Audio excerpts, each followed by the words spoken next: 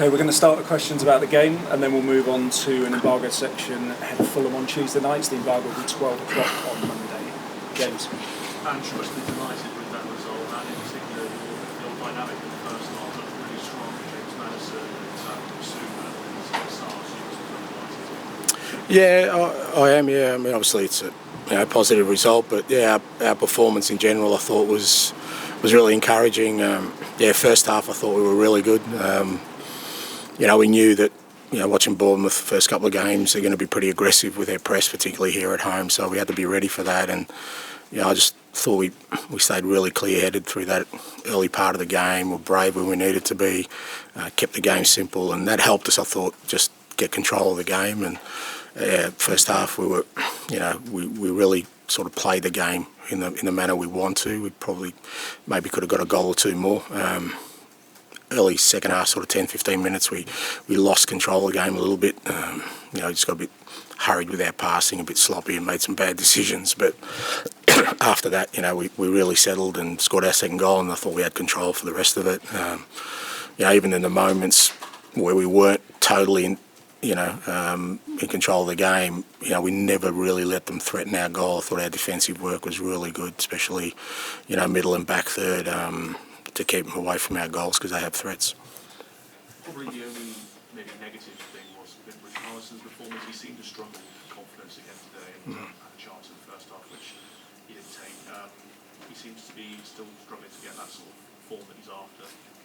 Yeah, well, I mean it's part of life, mate. It's part of a football career. You're going to go through moments. You've just got to keep working hard. He's just got to keep contributing to the team and contributing to us. Being successful and overcoming the challenges we have. There's no time in this game for people to sort of dwell or think introspectively about where they're at. Richie will work through it. He's a good footballer. He'll get his goals, but more important for me is that he keeps sort of contributing to what we do as a team because ultimately, we're not going to get to where we want to on the back of one player or one person scoring goals. The fans seem to be delighted with the performance though, some of the chants. We've got our Tottenham back and we're singing your name quite a lot during the game as well. They seem really happy with the way your side is performing. That must please you as well. Yeah, it does. They're obviously a key part of this. We need their energy, and I thought they were outstanding again today. And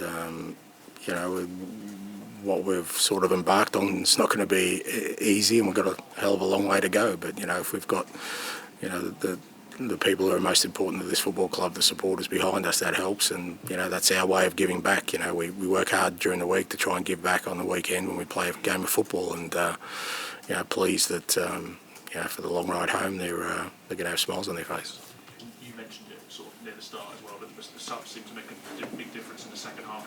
Started a bit slow, but then they really sort of gave you extra energy as well. Yeah, I thought it was kind of that time of the game where I just felt we just needed some steady hands, and to be fair, Pierre and Ivan are two of my most experienced players, and I thought they did really well when they came on. They just steadied things, and we got confidence from that, and that gave us sort of the platform then to go get our second goal. And I thought we controlled the game really well after that.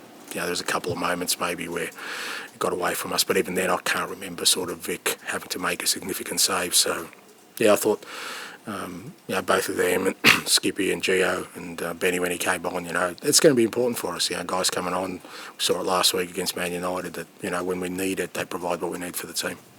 And looking ahead, you do have Fulham next. Games coming very quickly now. Will you make wholesale changes looking ahead to that one? Yeah, we'll make some changes. We've got some guys who, they're really keen to play. Been working hard at training, and look, the way we play takes a lot out of us. So, it's a short turnaround, and also another game the following week. So, we'll make some changes, but making changes because we want to win the game. That's why I'm going to make the changes, not because we want to give guys a game. It's like I said, hopefully by making the changes we do, we maintain the intensity and tempo and quality of our game. Ange, in the summer where midfielders are going for 100 million, do you think James Madison at 40 to 45 million could be the bargain in the summer? $45 million bargain, pound bargain. I don't know what world you live in, mate, but Well, it's all I know what you mean. Relatively so, yeah. I know. What you mean. Look. Wasn't anyone happier than me when we got him. You know, I was delighted. And to be fair, I've even sort of, you know, I wouldn't say surprised, but I'm overjoyed at the footballer I've got. You know, and you know, just the way he's embraced the whole club.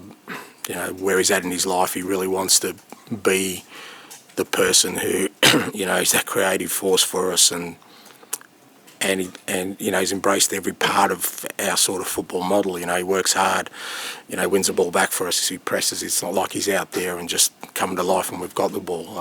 But you know, he's had a disrupted week. He only had one session with us, but you know, for him to put on a performance like that is a credit to him. And I think there's more to come. You know, I think.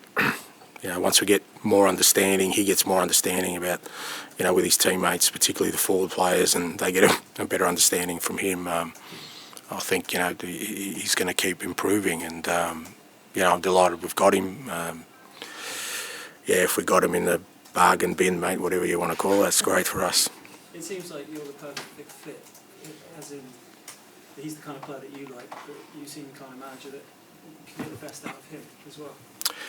Yeah, I mean, I think the way we play, more than sort of maybe me personally, I think the way we play definitely suits him, because it, you know, requires us, you know, we want to have the ball, we want to play in the opposition half. It gives guys like him the opportunity to receive ball in areas where, you know, they can do the things that they love to do, you know, and rather than sort of, you know, us limiting the amount of times he gets on the ball, we're trying to get him and the other creative players as much of the ball as possible for them to do the stuff that they love to do. So, you know, I think the way we play certainly suits him. Yeah. Just finally, yesterday's performance and the start of the season, the perfect birthday present ahead of tomorrow. Yeah, no, I'm 58. I mentioned we always put you know, birthday sort of celebrations on hold, depending on the result. So I'm sure my wife's scrambling to arrange something there for tomorrow. But yeah, it'll be nice. Obviously, short turnaround to Fulham, so I've still got to go into work tomorrow. But be nice to spend some time with the family, and yeah, another sort of click closer to that 60 mark, mate. So yeah, good. With James, how important is it to get the balance right? Obviously, you have certain structures and what have you, but giving him the freedom to go where he wants, because it looked like he was taking up such a range of positions. Well, they've all got freedom, you know. There's no, you know, we're very structured, but hopefully it doesn't look that way, because, you know, we've got guys. I mean, we had Pedro Porro centre forward at one stage a couple of times today, so you know that's part of hopefully us being a really good team, an effective team, and hard to stop, is that, you know, what is a rigid structure looks very fluid, because guys understand, you know, that as long as there's movement out there, they're looking for spaces, and other guys are filling the spaces they leave, then it doesn't really matter where they pop up or where they go, you know. So it's but there is a discipline within that, you know. It's not just about sort of running anywhere, it's about going to the areas where we work on constantly, and you know, if it looks fluid, then, you know, that makes us harder to stop. Was there an injury to Destiny? Do you know anything about that? I think he just kicked the ground, from what I understand, and he didn't want to come off, but, you know, at that stage, you know, the way the kind of rules are at the moment, they go off for 30 seconds, and I just thought, you know, it's better putting Benny on and just keeping us up, you know, keeping the tempo up in the game for us, and but just speaking to him now, he's fine. Okay, so it's just precautionary. Yeah, I think that's what I just said, yeah. I didn't use that word, but yeah. Like, can I also ask about James Maddison? You might not have seen, but like, he was having a drink at one stage during a stoppage of play in the first half, and there was a Bournemouth fan who didn't like that he'd gone down a couple of minutes earlier. He stood up and shouted that you're a cheat to James Maddison, who kind of smiled and pointed to the scoreboard, which said 1-0. What would you have to say about that? Is that slightly ill-advised from him, or...? God, you saw all that. Where were you sitting? Right by it. Yeah? You weren't the fan that said it, were you? No. That's fine, mate. It's all a bit of theatre. Come on, let's go. Yeah, just a bit of enjoyment.